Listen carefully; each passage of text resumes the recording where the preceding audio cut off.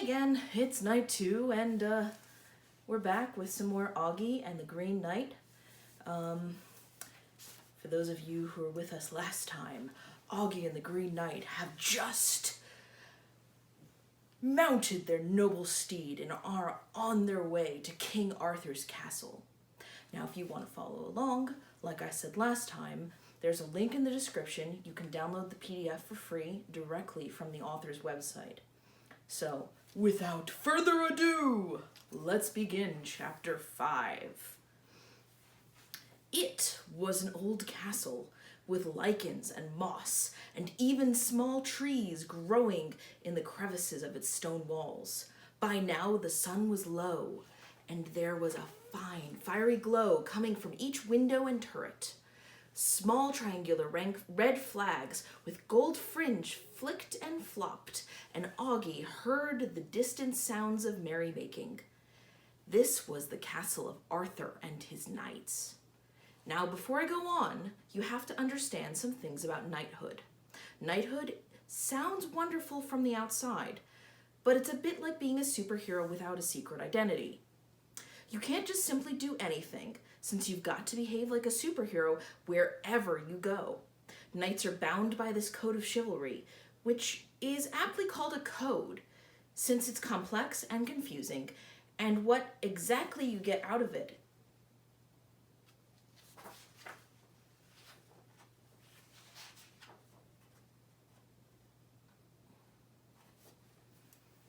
Pages stuck together. You don't have that problem with an ebook.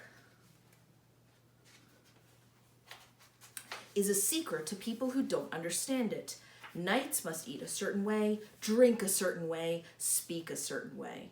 They are so concerned with their reputations that knights often get into great rows over minor matters, like poor taste in music or wearing the wrong shoes. It's a bit like a room full of teenagers, only everybody has swords. It was just such a group of knights who were holding a festival that evening as the Green Knight, who was more a knight by heredity than profession, tapped at the front gate with his massive fist.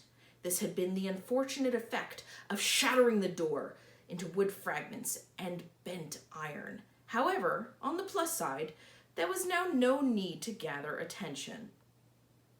Augie was used to being introduced to adults by her parents and not by giant green maniacs, so she wasn't exactly sure how to react. She looked down at the 150 knights sitting at a great round table piled high with meats and pies and pastries and ale and wine and mead. At the far end of the room was the king. He was clearly the king because he had both the largest chair and the largest hat. He had a well-kept white beard and a hard, pointy nose with a rosy tip. The queen was nearby, copper-haired and clothed in a gown of deep purple velvet. Her name was Guinevere. And here is the Green Knight coming upon the castle. Everyone stared at the door-smashing newcomers. The room was silent, save for the crackle of a dozen fireplaces. "Merry Christmas!" shouted the Green Knight. There was no response but the echo. Augie leaned down into the Green Knight's ear and whispered, "I think they're waiting for you to introduce me too." "What's your name?" he whispered back. "Augie. No, Augusta. Say Augusta." "Do you have a title?" "Not that I know of." "Make one up." "Doctor." "You're too young to be a doctor." "I will be a doctor. Might as well get some mileage out of it now." The Green Knight started to retort when the King Arthur stood up. "Who are you?" he shouted. "Come on, introduce me," whispered Augie. The Green Knight cleared his throat and howled. "I am the Green Knight, and this is my associate, Dr. Augie. No, Augusta. Say Augusta." Augie sighed. "And what brings you here?" asked the king. The Green Knight flourished his hand and said, "I have heard far and wide the bravery of King Arthur and his Knights of the Round Table. Upon hearing this statement, the knights felt it was proper to express humility, and they shouted, of course, more stuck pages. And they shouted things like, "Oh, not I, and I'm but a man doing his duty," and "Surely he's not speaking of Grabrius, Uwain, or Glisnir, but not myself." The giant continued, "And I wish to issue a challenge to the bravest of you." This statement prompted the knights to fall over one another, proclaiming their greatness, shouting things like, "I defeated the Tusk of Musk," and "My sword has drunk the blood of 1,000 fiends," and "I have the highest laying average among professional knights." The giant was happy at this display of bravery. "Very well then," he said, "I propose a game of which I and one of you take turns beheading one another." At this point, the knights started in with short speeches on the value of lasting peace. "Well, we really must stop this cycle of violence," they said, and "Christmas is a day of goodwill, is it not?" And "Can't we all just get along?" This was embarrassing to King Arthur, who prided himself on having the greatest knights in the land. He stood up on his spindly legs, weighed down by gold and jewels and heavy furs, and shouted, "Will none accept the challenge? Will you rely on your king, already tested in battle 1,000 times, to stretch his neck before the falling blade, while you eat bread and drink his wine?" There was some discussion on the issue, lasting for a few minutes and reaching no decisive conclusion. "Well," said the Green Knight, "I see I have here a room of beardless boys and not grown-up men, responsible and honourable enough to have one fight with strangers." The knights were very embarrassed. King Arthur's eyes grew watery, and he groaned. The Green Knight tried encouragement. "He who stands to face me may wield my axe," he said, holding it aloft. "Its name is Frank." Augie was beginning to suspect how the giant knew the name of that buttercup. The king looked about his merry warriors and felt ashamed. "Is there no one? Will you all show yourselves to be cowards?" he bellowed. There was some debate on the issue as well. The knights were in the midst of noting the many pros and the one rather large con, when a young named Gawain stood up. Now, Gawain, you must understand, was not the best of knights. That was Lancelot, but Lancelot was currently rampaging through the north of France on a diplomatic mission. Gawain was the sort of person who is good to work with because he is competent, but annoying to work with because he keeps a precise tally of every one of his achievements and is forever informing you exactly how many push-ups he did last night. His knighting was uninspired, but he knew this and was motivated by it. Gawain saw protection of the king as duty, and he was one of those simple souls who believed that things like duty and honor are not subject to momentary concerns, like avoiding decapitation. "There is," shouted Gawain, responding to the king. The passage of time had made this statement unclear, so he was obliged to clarify. "There is no one. There is not no one. There is someone. It's me, Gawain." This brave proclamation was greeted with a loud mixture of huzzas and accusations of brown-nosing as Gawain stood up from his seat and saluted to the king. Augie leaned towards the Green Knight's ear and whispered, "Are you crazy? Do you not understand if you get beheaded, you die?" "Don't be silly," he said. "That's like saying if I pull your arm off, you won't be able to move it." "I won't," she said, putting her arms behind her back. "Have you even tried?" he said. "No pulling off arms," she shouted. By now Gawain stood before the Green Knight, sword in hand. The Green Knight smiled and reached back for his axe. He rested it against a cane as he searched through his kilt pocket. The axe was a good foot taller than Gawain, who looked it over and tried not to frown as the Green Knight pulled a stone out of his pocket and started sharpening the edge of his blade. Scritch, scritch, scritch, went the sharpening. Just a moment, said the Green Knight. Scritch, scritch, scritch. So, said the Green Knight, not realizing he was showering sparks down on Gawain. You want to get beheaded first or second? Gawain gulped. He looked at the giant axe. He looked at his own sword, which suddenly looked like a needle to him. He looked back at the other knights, but none would meet his gaze.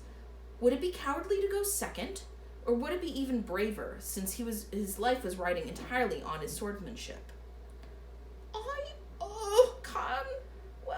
That's... he began. Or maybe a coin flip, said the Green Knight. I'll go first, shouted Gawain. Wonderful, said the Green Knight, who put a final spitshine on Frank the Axe. Your weapon or mine? How much does the axe weigh? asked Gawain. Before the Green Knight responded, he added, Because, I can bench 500 pounds. Easy. The Green Knight had never considered the weight of his axe, but he saw Gawain was nervous and tried to put him at ease. It is heavy enough that when it beheads, it always makes a clean strike of it.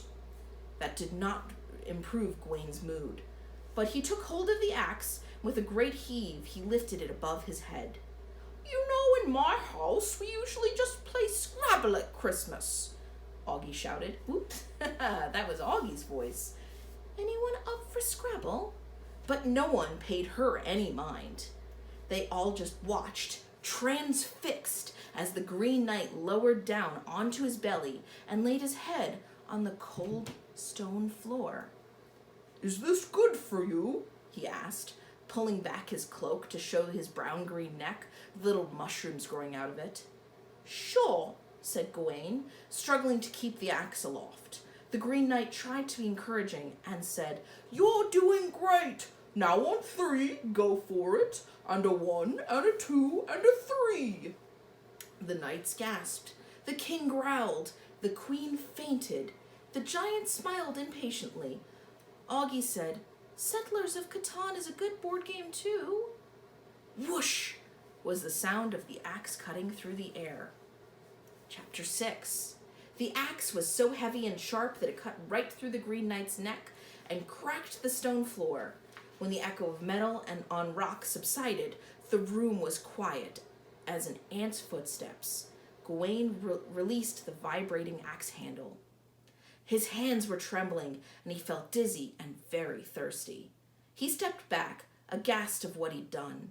The head trembled for a few yards until it came to a stop and seemed to smile at him.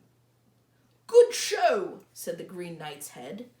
The Green Knight's body leapt to its feet, picked up its head, and held it by the hair. With the other arm, it reached out a hand to Gawain. Everyone in the court stood in silence. Good show, Sir Knight, said the giant's head as his body shook Gawain's limp hand.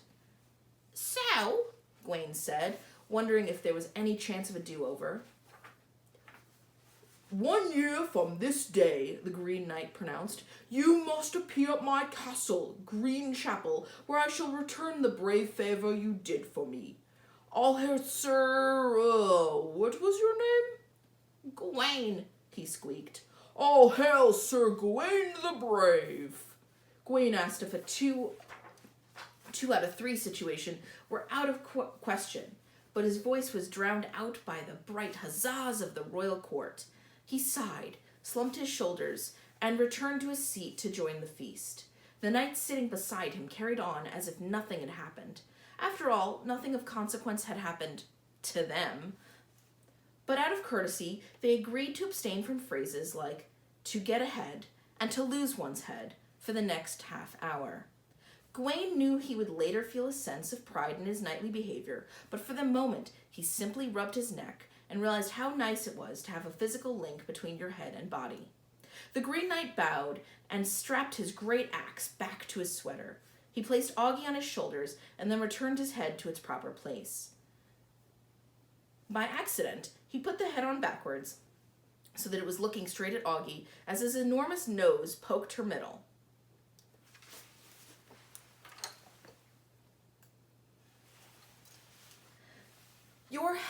Your head's on backwards, she said, trying not to appear horrified beyond belief. I'd be alarmed if a little girl will tell me how to put my head on, he said. Then he noticed the tag on his sweater and turned his head forward. He smiled at the court and took a great bow, which caused his head to fall off and tumble down in front of King Arthur, who fainted from sheer disgust. Sorry, this always happens the worst time, doesn't it? Asked the Green Knight's head.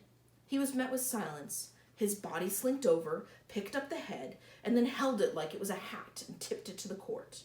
This was so shocking to the king and queen, both unfainted, shouted, "Ye gods!" and fainted again. "It's time to go," whispered Augie. The Green Knight agreed. He edged out of the hall and past the castle gates as his neck and head stitched themselves back together. The Green Knight smiled as he took skipping steps away from the castle, under the stars and crescent moon. It was much darker now, and it became darker still as they went farther and farther into the woods. Soon the only light was from the fireflies and the will-o'-the-wisps that flashed in the darkness. Augie smiled at the beautiful night, but her smile was stretched to worry. Augie's parents would no doubt be displeased about all this. Between the late hour and the beheading, she'd broken at least 2 rules. Though technically speaking, there was no rule against beheading, or her recent activity might be considered to violate the spirit of the behave yourself rule. She figured it would be better to wait till morning before returning home. Mom and Dad would say yes to pretty much anything if you got to them before coffee. In any case, she was perfectly safe, and now there was a situation to deal with. She had to convince the giant Green Knight that the beheading was a fairly serious matter. If she failed, brave Sir Gawain would be killed. Meanwhile, back at Arthur's castle, things were merry once again. The king and queen had recovered, and the festivities had doubled in boisterousness, as if to make up for the last half hour. "Oh," said the king, "it's never Christmas until something magical happens. Eh, everyone?" They all toasted to this, though Gawain was a bit less enthusiastic. But as the night wore on, the moon and the supply of ale went low, and he regained his spirits. After all, the average life expectancy of an adult knight is better measured in months than years. In fact, considering your typical magical prophecy, knowing you have 1 year left to live is a pretty good deal. Magical prophecies are rarely good. Note, for example, that Arthur knew the prophecy that he would one day be betrayed by his favorite knight. Or consider the famous wizard, Merlin, who knew the prophecy that one day he would be trapped by his beloved. Or consider Sir Bottomwobble, who knew the prophecy that his glorious name would one day sound amusing to children. Poor Sir Bottomwobble. Oh, poor, poor Sir Bottomwobble, and all the little Bottomwobbles who came after. Yes, by comparison, Gawain was quite lucky, and so, he raised a glass of gratitude and humility on that Christmas Eve. Chapter 7. As the Green Knight's horse galloped through the woods, Augie struggled to stay awake. Today had been the 3rd busiest day of her life. The first busiest was a Halloween where, at the last minute, she decided to dress as Bertrand Russell, which required her first to prove that 1 + 1 = 2, before she was willing to wear 2 shoes. After all, if 1 + 1 does not equal 2, whenever you look at your feet, you might as 14 feet, or 50 feet, or -1 million feet, or more than finite universe can contain. If that happened, there'd be no end to the feats of strength Pun's dad would make, and that would be intolerable. The other more busy day was when she was born, but that day was sort of a tag team between her and Mom, so that wasn't so bad. Although, she thought every time she heard the story, the way Mom's described it, you'd think 72 hours were 10 years. As the great horse glided past the trees, the gentle rocking notion and near silence of the woods lulled her from consciousness. She fell into a wonderful dream. It was a dream where she received the Nobel Prize for developments in plasma physics, and then the prize was made of peanut butter and chocolate. Not the weird chocolate you got during holidays either, the good stuff. She gave a brief speech about the importance of muon husbandry to the audience, at which point she was given the dominion over Jupiter as a special award, and then she won the Olympics. All of it. Sometime later, the light, a finger of light tapped at her eyelids. She blinked, squinted, wiped her eyes, and looked out the pink dawn. Near the rising sun, she saw the beautiful castle. Like the Green Knight and his horse, the castle was all green. It had green bricks, green doors, green windows, a moat of green water, green fish, which are like goldfish, but purple, green flags, green pinnacles, and green armored guards.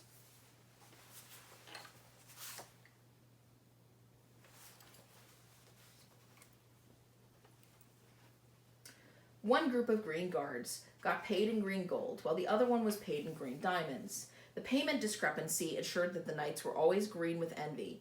After all, the grass is always greener. Footnote. The second pun was gratuitous and is a source of great shame to the author. The giant horse slowed to a trot as they approached the green wooden doors at the green chapel. The Green Knight punched the doors, shattering them. This must have been a frequent occurrence, because the little hobgoblins who ran out to rebuild them didn't seem fazed at all. Inside the castle was the most magnificent city Augie had seen in her life.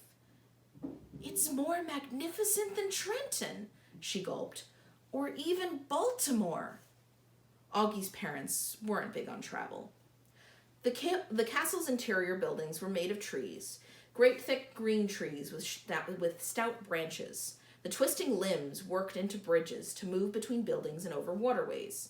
There were sweet chestnut trees flushed with fruit and bioluminescent mustard greens, which emitted a faint glow along the fern-lined roads. As the Green Knight promenaded through town, the many castle dwellers came out to greet him. He instantly assumed a kingly air, leaning his head back so far that he couldn't see forward.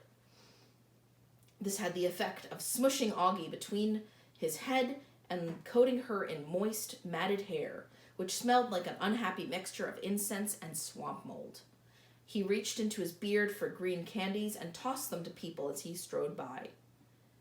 Nobody actually wants to eat food from a beard, so most of the hobgoblins and elves and kobolds pretended to eat the candy and then later hid it under the couch. In the center of the castle court was the great hall of the Green Chapel.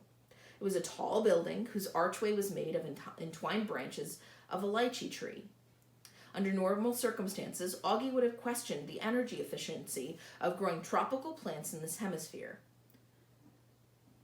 As it was, she was quite hungry, so she grabbed a few of the fruits as they went and wolfed them down. She hadn't eaten in 24 hours, unless you counted the 60 candy bars, no caramel. The great hall was a long, high-ceilinged room. At the far end of the throne was a throne made of a shaped pecan tree. The floorboards were also living wood, as were the frames of many paintings of the Green Knight's ancestors. The paintings themselves weren't made of trees, but the mustaches on them were. It wasn't clear if this was intended by the artists or if willow trees just have an excellent sense of humor. The giant dismounted, walked to his throne and sat back, nearly smushing Augie behind him. Augie jumped up at the last moment and fell into his beard, the interior of which was remarkably spacious, containing several large Egyptian-style burial chambers, a display of planosaur bones, a robot from the 1939 New York World's Fair, and 4 dogs playing poker. She stuck her head back out of the beard just in time to see a royal procession enter the hallway. At a glance, Augie could tell they were not local to the Green Chapel. This was a foreign delegation. Tiny yellow-haired men in fancy white and gold uniforms came first, followed by strange birds with the heads of human women. They unfortunately still had the minds of birds and kept pecking at seeds and anything and saying, "Bird, bird, bird," which is what most birds mean to say when they say squawk. Little blocky wooden creatures made hollow sounds as they clocked behind the ladybirds. They had large grumpy faces and carried buckets of water. This was apparently because they were followed by firebirds, whose bodies looked like flaming comets and threatened to constantly to burn down the whole building. The firebird's squawks sounded like typical bird song, but translated to, "Sorry everyone, I'm not doing it on purpose." Here's the dogs playing poker inside of his beard. In the center of the procession was a log cabin on giant chicken legs. It walked before the Green Knight, then opened its curved wooden door. Out tumbled an old lady in a bulky lace dress, studded with diamonds and amber. She pulled back a bright patterned shawl, and her long, leathery nose poked out past two all-black eyes. She hissed horridly. "They call me Baba Yaga, Mother Bonelegs, Spirit of the Tundra, Stalker in the Night, Fever Dream of 1,000 Children, Hunter of..." "Bird, bird!" shouted one of the bird ladies.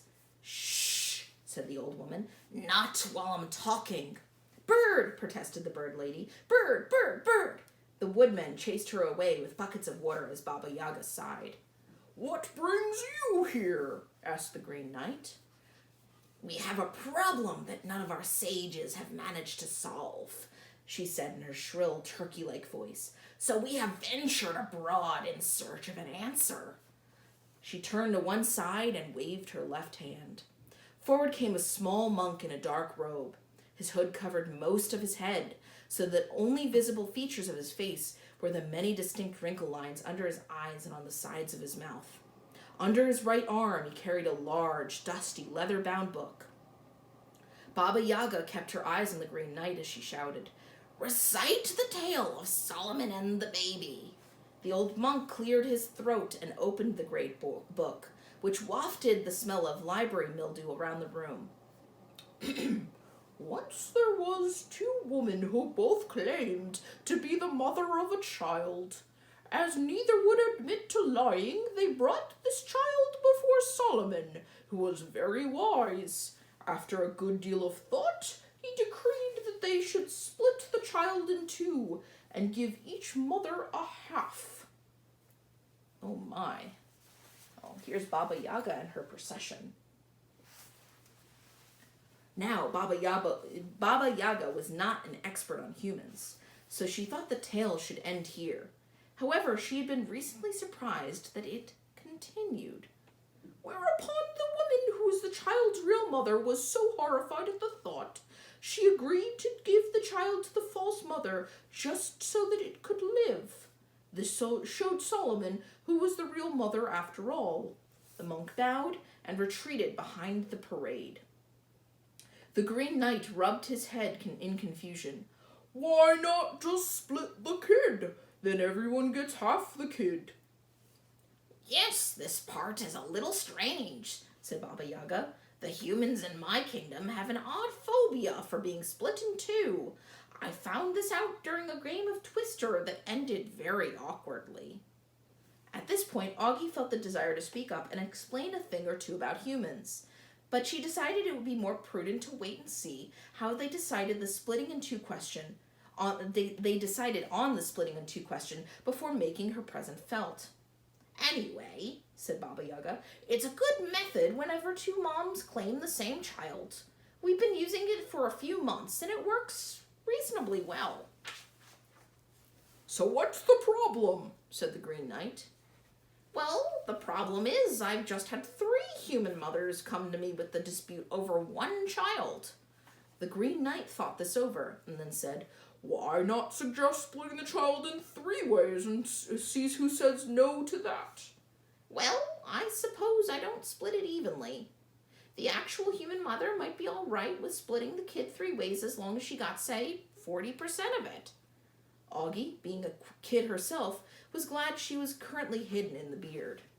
Baba Yaga continued, "When we have only 2, we can just tell one mom to split the kid and the other mom to make the first choice. That way it's all fair. But how do we do that for 3 mothers? Or for that matter, 4 or 5 or 6? The Green Knight grimaced at the prospect of a hard math problem. But inside his beard, Augie was smiling and her heart was racing. Baba Yaga's problem had several solutions depending on a number of questions, like whether you could make infinite slices or whether the top of a baby is much different from the bottom of a baby. Our wise ones have come to no solution on this problem, said Baba Yaga. Then she snapped her fingers. Some firebirds came before her and flared their wings. They let out a wild, high shriek as a ball of flame formed between them and leapt into the air. The little blocky men clattered forward to put out the fire, and when the gray fog cleared, there were 7 golden eggs.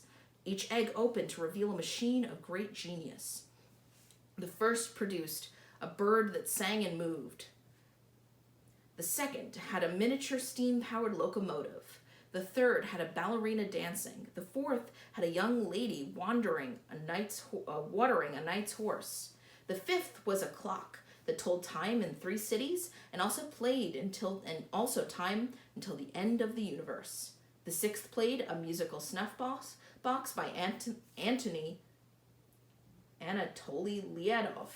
And the last of the 7 contained a mechanical gnome who lived in a small hovel and spent all his time complaining about how ostentatious the other 6 were. The Green Knight's eyes grew wide. He licked his lips and rubbed his palms together. "If you can solve this problem," said the old woman, "you may have these 7 eggs. Augie climbed up to the Green Knight's ear and whispered, "Take the eggs. I know the answer." "Oh," said the Green Knight, "you're still here?" "Yes. And if you make me your advisor, I'll help you." Chapter 8. A few hours later, Augie had worked out a solution on a blackboard tree. Details of the solution have been left in the appendix at the end of this book, but the solution is quite simple for situations that don't involve infinite moms. Footnote: please do not remove the appendix unless it becomes inflamed. Thank you, Dr. Zach. Baba Yaga liked the solution quite a bit, but found it rather odd, since it didn't involve splitting the baby at all. There were many ways to solve the problem, of course, but Augie had only presented solutions that kept the baby intact. She was just courteous that way. "I hereby give these eggs to Green Chapel," Baba Yaga shrieked. She turned to enter her walking log cabin, but stopped just as her hand touched its wooden surface. She turned toward Augie, smiled, and reached into her pocket. From there, she pulled out a simple golden amulet with 3 rough-hewn translucent blue stones set into it. She tossed it to the little girl. "It's beautiful," said Augie. "They're questing stones, which you will need in your time here. I see you are intelligent, perhaps very intelligent. But you must have wisdom too. Intelligence is syrup. Wisdom is a maple." She made a high-pitched nasal sort of laugh, pulled her cloak up, and walked through the door of her chicken-legged cabin. Its bony chicken legs trotted back out the door, and the procession of strange creatures followed. The Green Knight smiled, grabbed the eggs, and handed them off to his chef to make breakfast. He then began the ceremony of appointment, in which Augie was to be made advisor of the court of the Green Chapel. "Before we go ahead," Augie began, "does this ceremony involve any, beheading?" Said the Green Knight. "Do you want any?" "Not really, no." "Well, if memory serves, it's either no beheading, or maybe it was just a little beheading." Let's do the no beheading version, just in case." "Very well," said the knight, with just a hint of disappointment. He reached into his beard, from which he pulled a shiny green scepter. Augie was an accomplished metallurgist, but she'd never seen a substance quite like this one. It looked like green gold, only when you got close to it, it appeared to shimmer and wobble like a pool of water. "What's that?" she asked. "The scepter? It's Frank!" Augie was starting to get annoyed with the whole Frank thing. "I mean, what metal is it?" "The metal is also Frank. It is an elemental form." "Aha!" said Augie. "Wrong! I am familiar with the entire periodic table, and there's no element named Frank. You've been making up the whole Frank thing. The Frank thing? Asked the giant. Everything here is named Frank, she shouted. The giant looked genuinely confused to hear that his future advisor talked this way. Why on earth do you think everything is named Frank here? The first 6 things I asked about were all named Frank. Oh my, well that's silly, I suppose. If you saw 6 ducks in a row, you'd assume everything after them was more ducks. No. In fact, humans have a joke about that. In the number pi, the set of 6 nines in the row is called the Feynman point. The idea that you could count to that point, then say 999, and so on, and everyone gets the wrong idea. Oh, come on. Humans don't have a joke like that. Yes, we do. We'll see about that, shouted the giant. Bring in my court human. A human was brought in by a few of the court kobolds. He was dressed in what appeared to be a forest fairy attempt at human clothing. He had jeans made of pressed blue bonnets, and a wool shirt with number 1 local sports team stitched on its front. Do you have such a joke? Asked the giant. Never heard of it? Asked the court human, shrugging. Thank you, Frank. Dismissed. Augie scowled. Enough of this, said the Green Knight. Let us lower the scepter of appointment. He hopped on her head. He bopped her on the head with the green scepter, and a seed fell out of her hair. It landed on a shirt sleeve and sprouted into a vine. The vine branched out in tiny thread-like tendrils, which wove themselves into a fabric, which grew into a sash that read, Advisor. Augie, it must be conceded, was a bit vain, and this sash suited her quite well. She stroked the back of her hand over its rough surface. Well, said the Green Knight, what do you advise? This was Augie's chance to rescue Gawain. The first order of business is that you must stop beheading things. The Green Knight narrowed his eyes and smirked. This suggestion seemed like a bunch of New Age fluff to him. But then again, she had been right about the whole baby splitting thing. Go on, he said. It's completely barbaric, she shouted. You can't go around beheading knights. I don't think you know what can't means, said the giant. This was going to be harder than Augie thought. The Green Knight didn't have any inkling about why a knight might want to keep his head, or for that matter, why a leader might not want to chop off good people's heads willy-nilly. She not only had to explain beheading to him, she had to convince him of an entire system of sensible rules. What we need here, she said, is a whole civilizing program for you. And what, pray tell, needs to be civilized about me? Said the knight. He was getting irritated now. How many knights have you beheaded? Most of them. And are there ever any true victors in war? Yes, usually one, me. What's your favorite meal? Bread made from the bones of my enemies, with butter and cinnamon. Is this going somewhere? Augie squinted at the giant. There was so little time to fix him. Why it had taken most of Augie's life thus far to civilize Mom and Dad. She thought back on those difficult years.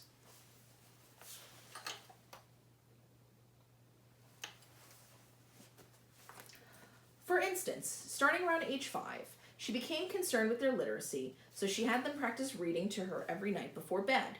It was adorable how Mom would sound out all the words, stumbling only occasionally when she had to read a sentence with odd syllables, like the 5th fifer filed for 50 fair farthings, or when she had to read made-up words like, oh dear, schwaxidina toxicled.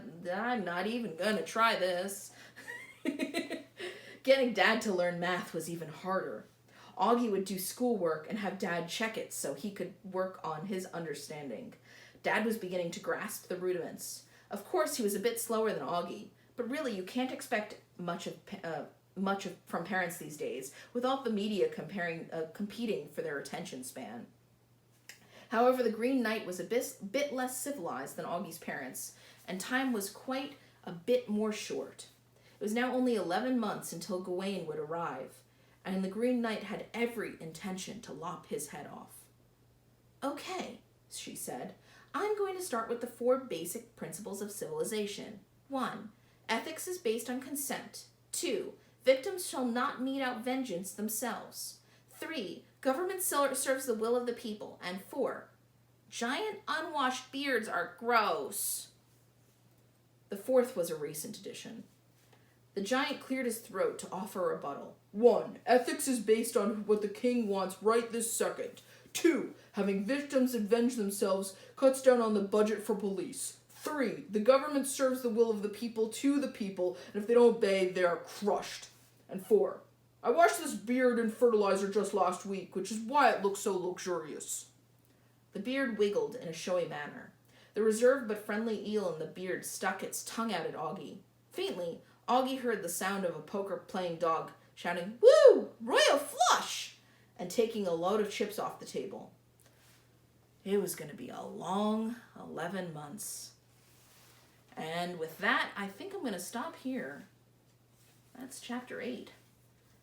I wonder what's going to happen next. Well, I guess we'll just have to come back and find out, right? See you soon.